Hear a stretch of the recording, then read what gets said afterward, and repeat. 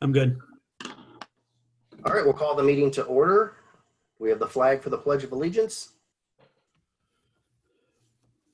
All right, I pledge allegiance Allegiance The flag. to the to the flag, United States of America, to the to republic the republic, which it stands, which stands One One nation, under God, under God, indivisible, indivisible, and with justice for all. liberty and justice for all. Roll call. Larry Armstrong, John Douglas, Here. Michael Howery, here. Michelle Hayes, Gene Sensi. Here, Is there a motion to approve the agenda? I'll move. Second, Any discussion? Roll call. John Douglas, Yes. Michael Howery, yes. Gene Sensi. Yes, Vote is 3-0. Do we have any board member reports for this evening? I just want to say thank you to the administration. Lots of hard work, and I just appreciate all that you're doing. You have so much coming at you from every direction, and you continue to handle it with professionalism and grace. And so we're blessed, and I want to say thank you.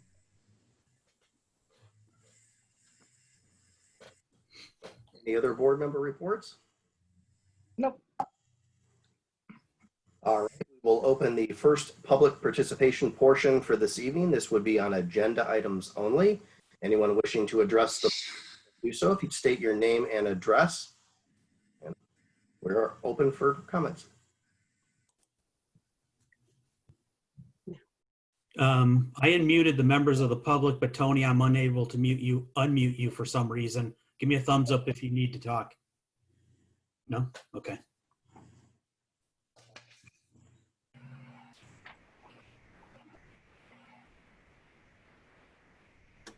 All right, seeing none, we'll move on to reports and recommendations of the treasurer. All right, thank you. I'm gonna go back and mute the people first. Okay. So first, we got some bad news yesterday. The budget reduction at the state level has hit the public schools. And we found out today that our budget will be cut, our state funding will be cut by $510,354. And that's not all of next year. That is between now and the end of June. So the reduction is going to be taken out of our last 2 months of the state foundation payment. It represents for us about a 4% reduction in state funding and a 1.8% overall revenue reduction. So we have not escaped the cuts that everybody else has been getting. So we are going to have to make adjustments, but that's the one big piece of bad news.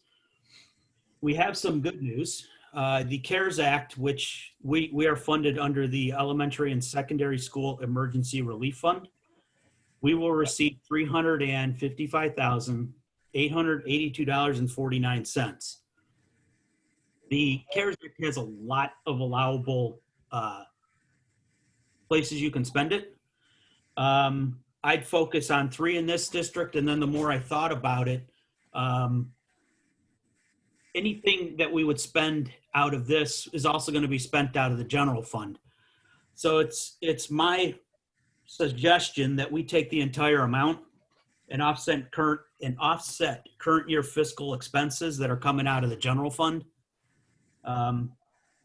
That way, once the application is done, we can file one PCR. We don't have to track for multiple fiscal years. I don't have to be audited for multiple fiscal years. I don't have to create a bunch of accounts to spend the money out of. We're going to have the expenses associated with COVID, whether or not they come out of this fund. And if they don't come out of this fund, they're going to come out of the general fund. And if I take general fund expenditures and take it out of this fund, when it's all said and done, we're exactly in the same spot with a whole lot less bookkeeping, a whole lot less to be audited, just more audit expense if it's over 2 years, because the funding actually allows us to spend it through September of 2021. This just gets it over and done with, and one lump sum, and we can try and offset that $500,000 hit. So that's going to be my recommendation. We're hoping the application will appear in our CCIP, which is the big application for federal programs. They're thinking by the middle of May. So once we file that, we can actually go back to the middle of March and recapture some of those expenses. So Mike, in the application, it would be we'd still have to put it in the different pots of however we were going to allocate it, because it would still come under all those different categories in the CCIP. No, we could put it all in instructional wages. Oh, okay. Yeah, I mean, Okay. it could be that simple, because Okay. I asked the question of the state person today whether we could supplant, and he said yes. That's And good. I think a lot of us, when we got our number of what we were being cut, said this is just going to help offset that. Got it. So I know we could spend it on COVID-19 stuff, but we're going to spend that money anyhow. So let's try and balance out our exposure by the end of this year. That makes sense. The next item is, I actually was talking to a board member at Riverside about another issue, and she brought up the Paycheck Protection Program and, why didn't we apply? So I just want to make sure this board knows that as a governmental agency, which we're a local governmental agency, we're not eligible. I got that word from our attorney and from our banking rep.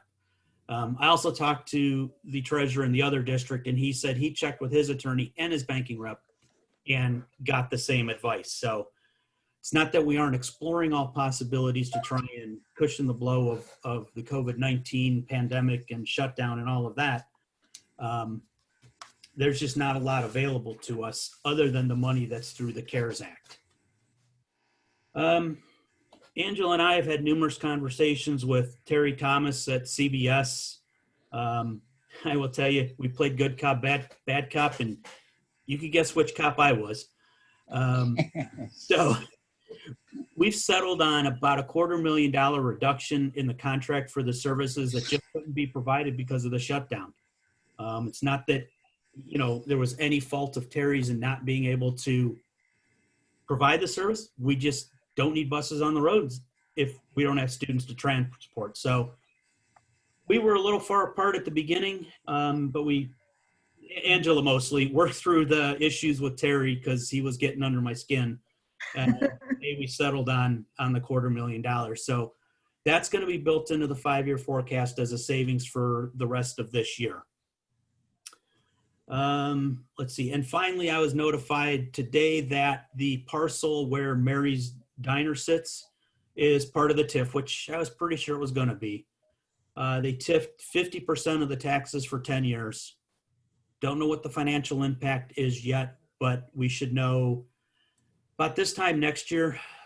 We should be able to get a report on all of the TIFs that are being done in the township and the economic development abatements that are being done in the village. So in a time when we are struggling for every dollar, we are continuing to lose dollars at the local level. So, and that's all I have tonight. And I don't actually have anything on the agenda. So are there any questions on what I reported on? I have a question, Michael. Yes. I was just wondering how the bus services are, did they say how they're going to personally be hit? I mean, this is all survivable for them. They're going to provide service for us. That's probably best answer or better answered by Angela, since she's had those conversations with Terry. They are going to be able to survive. They want our business. This is just to resolve this year. We'll be beginning a negotiation for a 1-year contract for next year, which hopefully won't take so long and we can have it for the next board meeting. So no, there is a continued relationship and they are solvent. I do want to thank Mike because both Terry was throwing numbers from one direction, Mike was throwing numbers from another direction, and he had to get me to understand it linear so I could get those numbers where we needed them to be. And so Michael was very patient with me because they were both coming at the numbers in two different ways. And I kept going. At the end of a long day of meetings, I said, that was yesterday. I said, we could talk about this tomorrow because I know I'm not going to understand what you're telling me until tomorrow morning. So Yeah. thank you, Mike. Yep. Thank you both. And I'm sure you were typecast on the good cop, bad cop. Just That was Angela's suggestion, and I said I have no problem playing the bad cop because Well, we were talking a lot of money, and yeah. both Terry and I were emotional about the money that he was trying to save and we were trying to save, and we kind of met in the middle. right. Good. And we were doing a lot of conversation via letters and emails. And then I said, I just need to talk to him. Yeah. Good. Let's do that. And Very so good. that helped move it along. So, Thank you. and that's all I have for tonight. There's not even there's no reason to do the resolution that's on the agenda since I have nothing. So Mike, this person, I guess you said it was a Riverside board member, asked about the paycheck Yes. protection. How would that apply to us anyway? I mean, we've continued to receive our allocations, haven't we? And we've continued to pay our employees. So why would we need to apply for paycheck protection? Well, it's for the paycheck continuation. She works at a nonprofit, so they were able to apply and get it to keep the paychecks going for their employees. And the best part about that is if you meet certain requirements, you can get 80% of that loan forgiven. So it's going to help a lot of those agencies that have just had to continue paying the people without the revenue on the other side. Right, that makes sense to me. I'm just wondering why a school board member would think we need it, and unless I'm mistaken, but I'm thinking we're still getting our allocations and we're still paying our employees. So why would we need to apply for additional public taxpayer dollars for something like that? The term that was used was not free money, but 1% money. That could be 80% forgiven. So take the chance, and at worst, you're going to pay a 1% interest. At best, you're going to pay 1% on 20% and get 80% of it as basically a grant. So. All right. Any other questions for Mike? Okay, reports of the administrative team. All right. Well, this is Teacher and Staff Appreciation Week in the district, and I'm sure those of you on social media have seen all the different ways our families have shown our teachers appreciation. They have done some amazingly creative things, because usually this all happens within the buildings and there's a nice luncheon and PTO gets involved and does nice things for the staff. So all sorts of things have been happening out there for our staff, and it's really well deserved. Our staff has worked very, very hard. And this is the hard part of any year towards the end of the year, and trying to keep our students motivated, engaged, and ready to learn every day has been a challenge, but our teachers are working hard to make sure kids are connected.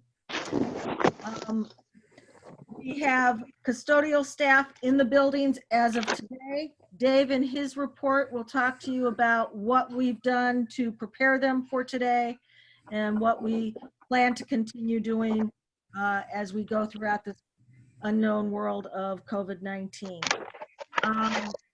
Kindergarten registration is well underway. We have 110 students that are registered online as of today. For the middle school and high school, we have started that scheduling process for next year. Middle school, it's pretty much the principal and the counselor load the courses. There's not any course selection other than band or choir, and those recommendations have come in from those individuals.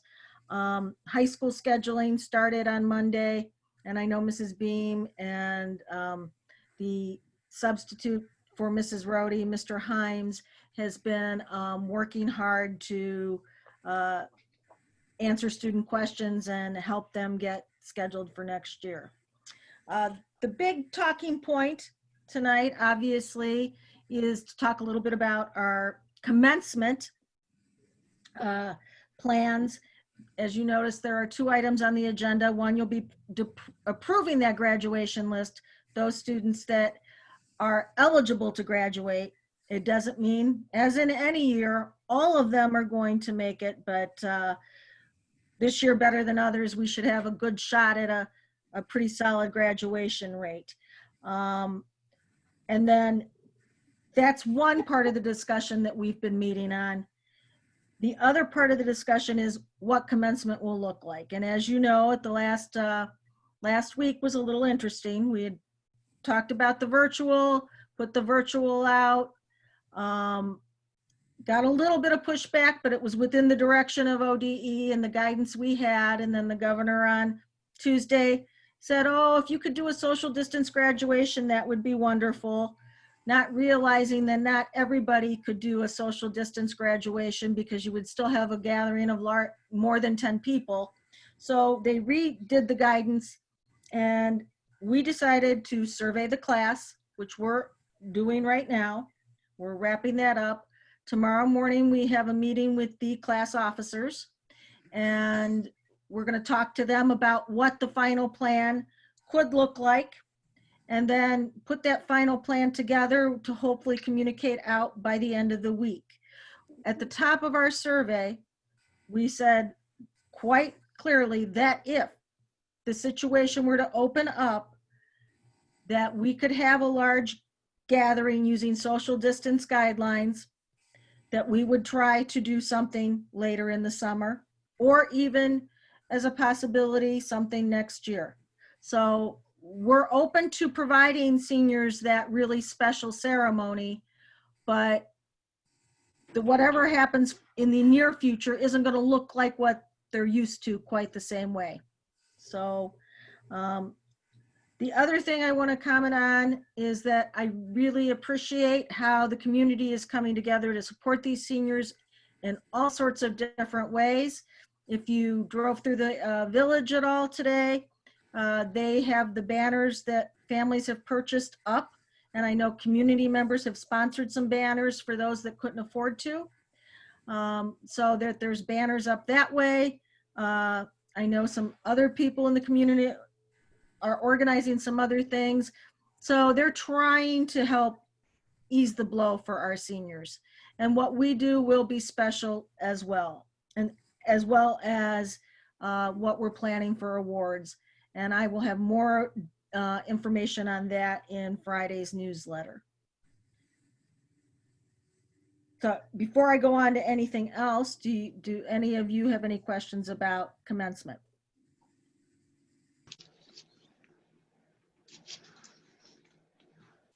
Okay.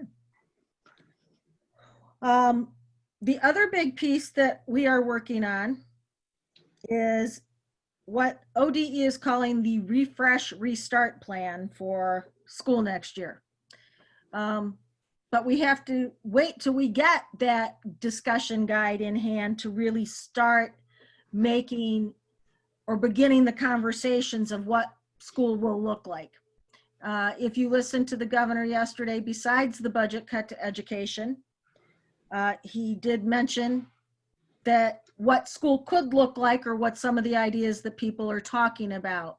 And he talked about the 2-day on, 2-day off model. That is all I have heard anywhere. ODE hasn't even talked about what the models could look like. So it is premature to figure out what school's going to look like until we get that discussion guide that allows us to start looking at all the different factors. I mean, there might be students who are have immune issues that won't be able to come into the building at all. Okay, so we're going to have to figure out how we're going to educate students. There's all sorts of questions, and I'm sure ODE is doing a very thorough job of helping us to look at every angle of it. The other piece that we are doing, because we know that we're going to need supplies, is we are working with the ESC on some consortium purchasing that will help us get things like masks, hand sanitizer, other cleaning products, gloves, all those types of things that are in short supply if you try and especially buy it out on your own, and it's going to cost you more. The more districts we have involved, we hope to get a better price break. So we are working on that, and there's all sorts of ways to look at it.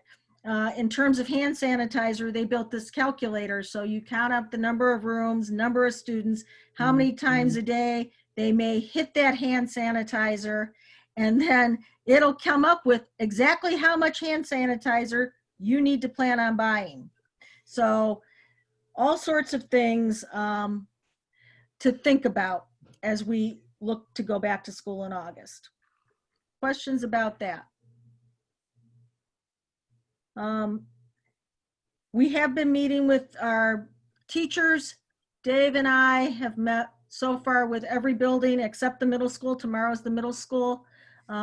Answering questions, just doing a check-in, letting people know that, we're thinking about them and all they've gone through this year as far as working with kids and turning the world upside down, and basically letting them know that when we turn the world back, it's not going to look the same, but we don't know what it's going to look like yet.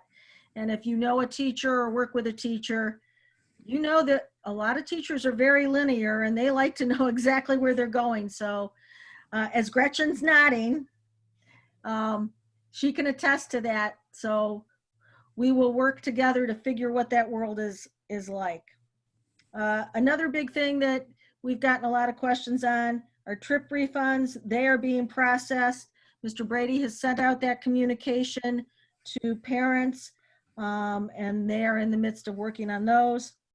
And administrators are starting to also, while we have to look for next year and plan some of these things, closure type activities, they are communicating to parents and students what various drop off of returning materials and picking up any supplies they might have looks like. So we've got quite a busy few weeks ahead of us. Any questions? So Angela, going back to commencement, Sure. the governor didn't give us a whole lot of options. I know that originally he came out and said it was going to be was our only choice.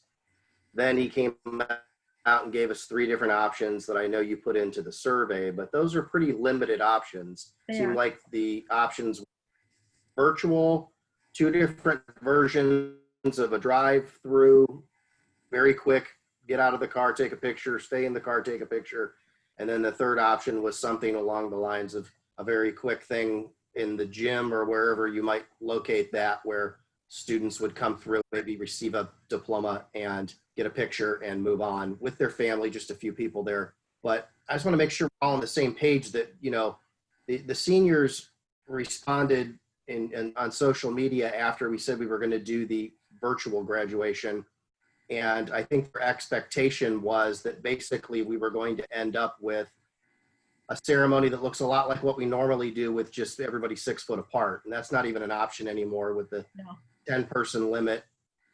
And I just want to make sure everybody understands those limitations, because expectations from parents and seniors and community members just doesn't match what the governor has given us for the 3 options in the guidance he provided. I mean, if I'm wrong, add 2. No, you are correct in that. And in our conversation, because we did have a meeting with the health department, was that Monday? I think it was Monday. And he said that large person gatherings, he does not think are going to happen in time before school, before students, start their college careers in August, whatever those college careers look like. So that all the districts are planning some form of one of those variations, and then if they can gather, they will. Menor, who rents out the Wolstein Center, he asked the health department, because he said Cuyahoga County Health Department is a little harder to get a hold of, obviously, because they've got more cases of COVID that they're dealing with and some of those issues. They said that it would be very hard to bring people together in those types of spaces. So they're planning to do something, virtually. I know some districts are on the news with some of the things that they're doing. And the feedback that we got from the students is they wanted a little bit of input. So we surveyed them. We've had about half the class weigh in. And by the time we meet tomorrow, we might get a few more kids weigh in, and we'll have a conversation around that.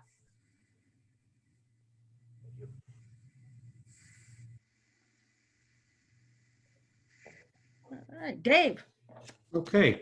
As Angela mentioned earlier, we had our custodian staff start back on a very limited basis this week. On May 4th, the governor started to open up businesses in Ohio, and office settings were one of the allowable places that people could start to come back. So Pat Smith and I, we worked to try to create a plan to keep our employees safe. We looked at OSHA, we looked at the CDC, the EPA, and the Ohio Department of Health guidance. And thankfully, all of those sources kind of came down to the same types of procedures to keep people safe. So we created a plan, and today was the first day we had custodians in the buildings. Essentially, we're keeping them very separate. Middle school and high school have 2 in a building at a time. One will be on the 2nd floor, one on the 1st. The Redbird North will have custodians, 1 per building. So they'll definitely be able to social distance. Also, there's some new protocols in place for them to be able to come and go to work. Each employee is going to complete a daily symptoms analysis, and that's a form that they're going to complete indicating that they do not have a fever, they don't have any of the COVID-19 conditions, cough, fever, etc. They've not been exposed to anyone with a confirmed case of COVID-19. And so if any of those situations, if the employee's been exposed to any of those situations, there's another set of protocols that they'll follow before they're permitted to come back to work, so that we can be as sure as we can be that we're not bringing someone who is infected into our workplace. We've also defined what should you do if you become ill at work. What happens if a colleague in your building becomes ill at work, and how do we isolate that person and identify the places that person's been so we can do deep sanitization on those areas. And we've gone over, we met with them on Tuesday regarding proper social distancing. We've talked about wearing gloves throughout the workday, having a facial covering or mask with them. The guidance is if you're in a room by yourself working, you don't need to wear the facial covering, but if someone were to come into their workplace to talk with them, they should put on the mask immediately, and that's the expectation. Again, with the gloves, hand washing frequently. Anytime you take your gloves off, we want lots of hand washing. We don't want congregating, so if 2 people are working in the building, they'll take breaks and lunch breaks in separate locations. And this is, all of these plans are based on our current guidance. We know that things are going to change as we go through this, and we'll adapt. We also will need to adapt as we start to bring other employees back into the workplace too. So this is our first group. It's a small group, but we know we're going to be using this information to plan for other people who will be coming back at some time soon. So before I move on to my last item, does anybody have any questions for me about our process in getting ready to bring back employees? David, I do not, but I do regarding that, but I do have a question regarding, and I don't know, I guess you always have to think this way with contracts, unions, and discipline, and what enforcement, what accountability will be provided if somebody violates these. Have you had conversations about that yet? I mean, No, I we guess a haven't. big consequence would be if someone became ill, but I guess that would be a case-by-case basis. We've done training with the employees. We've talked about the expectations. There would be certainly any appropriate disciplinary action should somebody choose to not follow one of the guidelines. So, it would really be dependent on what they did, and then we would look to the contract to follow basic, disciplinary protocol. Gotcha. And I'm 90% certain that, we're going to fall under some of those requirements that businesses already have fallen under requirements for that, and that's where Dave got the guidance, like, for example, on masks. When teachers are back, they're in the classroom with kids, they're more than likely going to have to wear a mask. I don't see that guidance changing. Now, getting guidance on whether students are going to have to wear masks are a different story. And I guess if somebody refused to wear a mask, and it's a directive, then that's insubordination, and we would deal with it that way. Yep. But I'm hoping that, level heads prevail through all this, and I think we're going to have much bigger issues to deal with, instructionally, once we get through some of these nuts and bolts of how we operate procedurally in a COVID-19 world. And the best thing ever would be a vaccine sooner rather than later. Amen to that. I really felt like in our training yesterday that they wanted to feel safe at work, at least with this group. I think they were thankful for, just to know that we were wanting to make sure that before they came back, we could let them come back and be safe. So I feel like, they're a little bit nervous about it. So I don't feel like we're going to get somebody who's refusing to follow those protocols. Now, we may have to do some reminders, because we've done a training and Pat and I have talked about that, but I think people want to feel safe and actually be safe at work. Good. Thank you. I do have a question. I have a little concern with one person in the building. What if something happens? We do that now. We have have one. only- At night, yeah. Do we really? Yeah. At the elementaries, yes. That's kind of scary. Well, we've been that way for a number of years when we had to cut all the custodians due to Right. the budget crunch. Now, in So the at current night, situation, Pat Smith is around the district all day. The maintenance, the two maintenance guys are coming and, excuse me, my alarm's going off on my stove. The two maintenance guys are in and out of different buildings as well, because they're starting up now too. So they're not alone. They also carry a cell phone with them, and they have Pat's number as well as my number, should they need help in any way.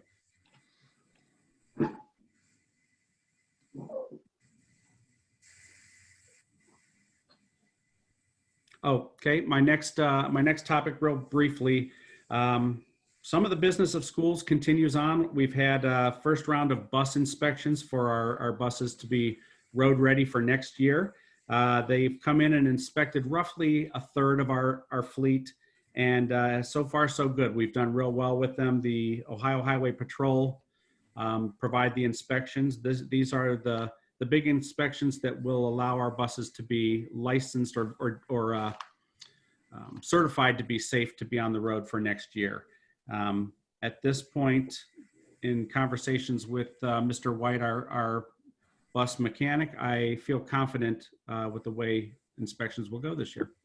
And I will keep you updated. Dave, we're down from 2 mechanics to 1 still, right? We have not filled that vacant position? Correct. And we are planning for a way to conduct interviews while social distancing so that we can get a second one in. Yes.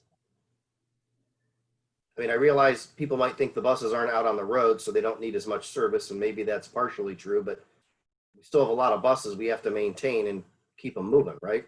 And a lot of work occurs generally over the summer. Some of the bigger jobs that, can't be taken care of during the school year when the buses are on the road all the time. There's some big work that happens in the summer. And so we've actually been able to get a little bit of a jump on that this year, and the inspections are occurring earlier than normal. So that'll give us time to really maybe get to some of the cosmetic things that we never get to as we approach the school year next year. Well, and I'm glad that they're still working on the buses. I can't help but to think that if we still have to practice social distancing and session, we're not going to have enough buses. How on earth do you practice social distancing on a bus? Well, Exactly. this is why we're anxiously awaiting ODE guidance, what they tell us, or what they suggest, what we need to discuss. So, because I think that's why part of it is the, 2 days on, 2 days off, those types of things, ideas that are out there, because you can only transport so many students at a time, and what does that look like?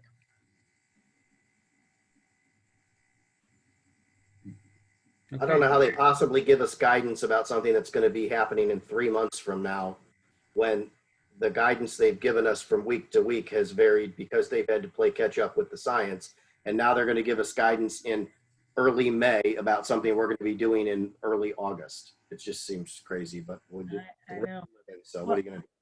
Well, as I've shared with staff, it was easier to totally shut down schools in 3 or 4 days than try and envision what school's going to look like in August and restart with all these new protocols and new things that we're going to have to be aware of and do.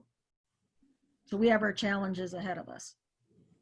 Plan A, plan B, plan C. Yep.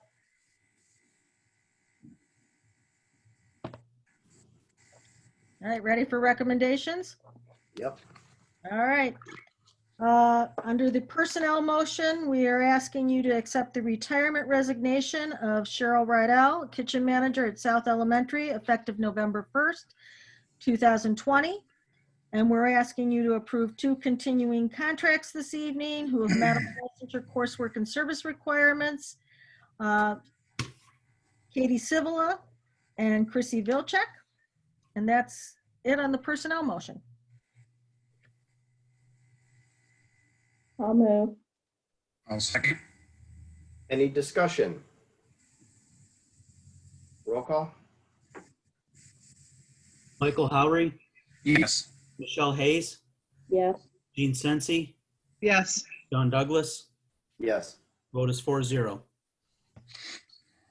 The next item is to approve the list of seniors for graduation from Madison High School on May 16th, 2020 is found in Appendix A. The board grants the administration the authority to remove from the list the name of any student who does not meet the graduation requirements established in Board Policy 5460, who have had excessive absence and or unexcused absences or tardy as defined in Board Policy 5200, or who demonstrates improper behavior as defined by Board Policy 5500. Move. I'll second. Any discussion? Roll call? Michelle Hayes, Yes. Gene Sensi, Yes. John Douglas, Yes. Michael Howry. Yes. Vote is 4-0. Next item on the agenda is a motion to change the 2019-2020 calendar to modify the commencement ceremony of the class of 2020 under the guidance of the Lake County Health Department, the Ohio Department of Education, and the Ohio Department of Health, with final plans and dates to be determined. Students will be considered graduates as of the original date of the commencement if they met the requirements. I'll move. I'll second. Any discussion? And I just did put this motion on because you do approve a calendar with commencement on it. And since we're making a modification to that calendar, I felt it best to have a motion on there. Any additional discussion? Roll call? Gene Sensi, yes, John Douglas, Yes. Michael Howery, Yes. Michelle Hayes, yes, 4-0. And under the consent calendar this evening, we have several items. First is to approve an addendum to the 2019-2020 school year aligned school district service agreement between the Madison Local School District and Educational Service Center of the Western Reserve to provide intervention specialist services for a long-term substitute position for Kim Davis for a total of 24 days. To approve the program of studies for Madison High School for the 2020-2021 school year as found on file in the board office and on the webpage, actually. To approve the programs listed below and as found on file in the board office, each is an educational option of independent study, and to approve the participation of the Madison school students listed below under their respective approved programs effective for this school year. The first is being robotics, and the cooperating teacher is Dean Wad. There is a career readiness class, and that the cooperating teacher is Dean Wad. The next is a career readiness class, and the cooperating teacher is Bert Savan. And there's a career readiness class, and the cooperating teacher is Dana Clark. I'll move. I'll second. Any discussion?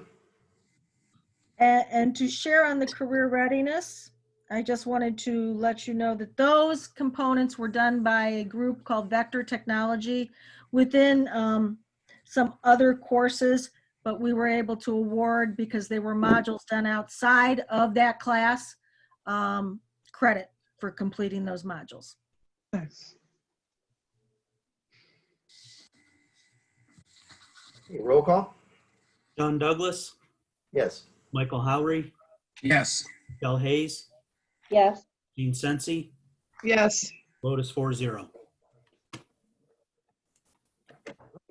So the second public participation portion for the evening. Members of the public would have the ability to address the board. If you could state your name and address for the board.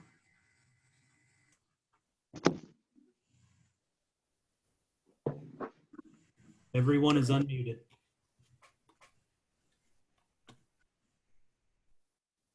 Nothing for me today. All right. All right, seeing none, do we have a need to move into executive session? No? Mike? No. All right, do we have a motion for adjournment? I'll move. I'll second. Any discussion? Roll call? Michael Howery, Yes. Michelle Hayes, Yes. Gene Sensi, Yes. John Douglas, Yes, vote is 4-0. we stand adjourned. Everybody be safe out there.